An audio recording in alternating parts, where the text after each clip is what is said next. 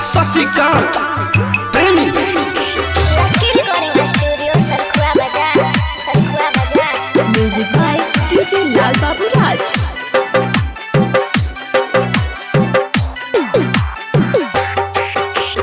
मिट गेल धन दौलत मिट जैतै नाम रे, मिट गेल धन दौलत मिट जैतै नाम रे।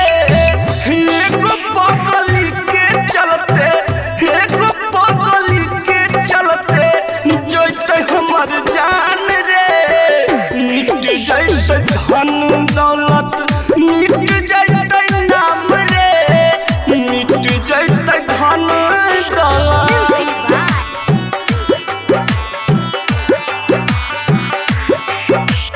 लाल बाबू राजा। बिन मतलब के दर्द दलकै कैलकै नहीं महसूस रे।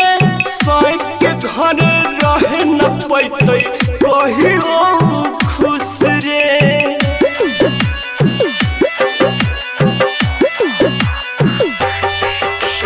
बिन मतलब के दर्द दलकै कैलकै नहीं महसूस रे। साँझ के साथे रहे न पैतै कहियो खुश रे।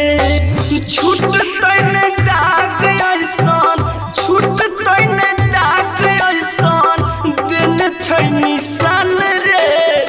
लुट गेल धन दौलत मिट जैतै नाम रे, लुट गेल धन दौलत।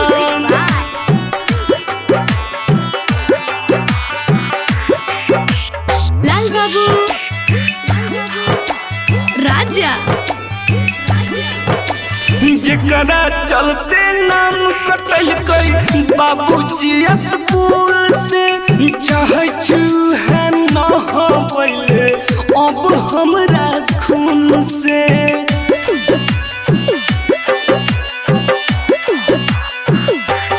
हाँ जेकरा चलते नाम कटलकै बाबूजी स्कूल से।